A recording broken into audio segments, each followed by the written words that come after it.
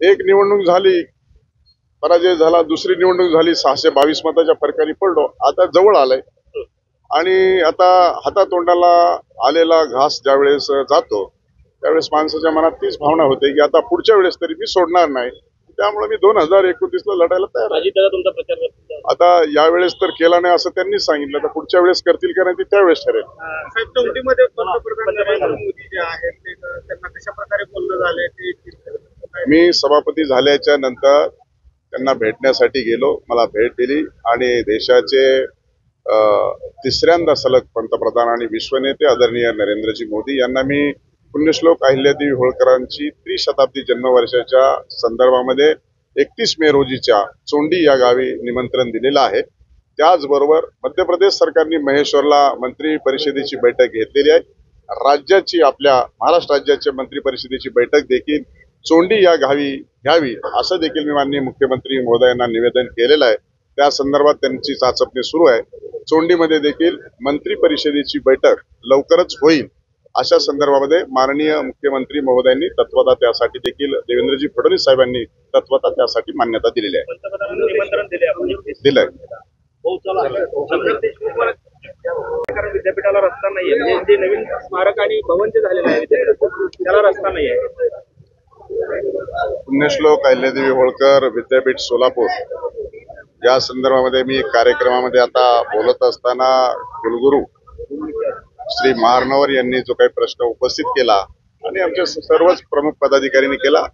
विद्यापीठ जुनच आहे, नामकरण झालेलं आहे विद्यापीठ आणि जे प्रश्न विषय उपस्थित झाला त्या अनुषंगाने हा 2-3 डिपार्टमेंटशी संबंधित असलेला प्रश्न आहे आणि निश्चितपणे मी माझ्या दालनामध्ये 15 दिवसाच्या आत ही बैठक उच्च तंत्र शिक्षण मंत्री, कृषी फॉरेस्ट मिनिस्टर आणि अजून महसूल मंत्र्यांची जर आवश्यकता असेल तसे मंत्र्यांना विधान भवनाच्या ऑफिसमध्ये बैठक लावून त्या संदर्भात हा शेवटी विद्यापीठ आहे, मुलांच्या शिक्षणाचा प्रश्न आहे आणि त्या संदर्भामध्ये निर्णय होणं अपेक्षित आहे. राज्य सरकारला निर्णय करावा लागेल आणि तो निर्णय करण्याच्या संदर्भाने माझ्या दालनामध्ये बैठक बोलवणार आहे. संजय राऊत असं आज म्हणाले की पंतप्रधान नरेंद्र मोदी जे नागपूरला काल आले होते, तर पंतप्रधान नरेंद्र मोदींचा वारसदार जो आहे तो महाराष्ट्रातला असणार आहे ते ठरवण्यासाठीच ते काल नागपूरला आले. सरसंघचालकांची भेट घेतली. मला माहित नाही.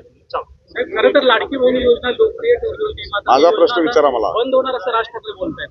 माझा प्रश्न विचारा मला. आपण नामांतराचा प्रश्न तुम्ही 16 महिन्यात निकाली लावला, तो जिल्ह्याचा अहमदनगरचा अहिल्यानगर करण्याच्या संदर्भामध्ये आणि सर्व सोलापूर विद्यापीठाचं नामकरण करण्याच्या संदर्भामध्ये सर्व नेत्यांची सहमती असून देखील शासनामध्ये निर्णय होत नव्हता आणि तत्कालीन मुख्यमंत्री आणि आत्ताचे मुख्यमंत्री देवेंद्रजी फडणवीस यांच्या नेतृत्वामध्ये हा निर्णय घेतला. मी त्यावेळेस मंत्रिमंडळाचा सदस्य होतो आणि म्हणून नामकरण संपूर्ण जिल्ह्याला जे अपेक्षित होतं ते नामकरण करण्याचा निर्णय माझ्या प्रयत्नानं देवेंद्रजी फडणवीस यांच्या नेतृत्वामध्ये पूर्वी झाला हे मी सांगितलं. राज ठाकरे असं म्हणाले की औरंगजेबाची जी कबर आहे त्याला सजावट काढून टाका आणि केवळ तिथं बोर्ड लावायचं.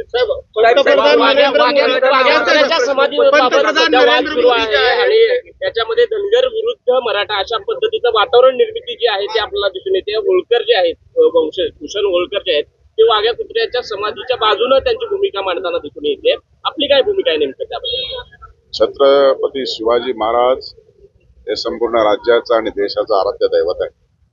त्यांनी त्यांच्या कालखंडामध्ये घेतलेल्या भूमिका आताच्या कलियुगामध्ये त्यांच्या घेतलेल्या भूमिकेला फारकत कोणालाही करता येणार नाही. कोणते पूर्वज असो, राष्ट्रपुरुष असो, राजे असो आणि त्यामुळं हा प्रश्न शेवटी ऐतिहासिक आहे, त्याचे पुरावे द्यावा लागणार आहेत. त्यामुळं हा बसवतानाच तिथे कसा बसवला आणि बसवला त्यावेळेस काय झालं, काढला परत त्याचं काय झालं, परत का बसवला हे देखील काय झालं, त्या सगळ्या बाबीवरती विचार विनिमय आणि सर्व त्याचे पुरावे तपासले जाण्याची आवश्यकता आहे आणि म्हणूनसाठी हा मुद्दा कोणीही राजकीय करण्याची काही आवश्यकता नाही.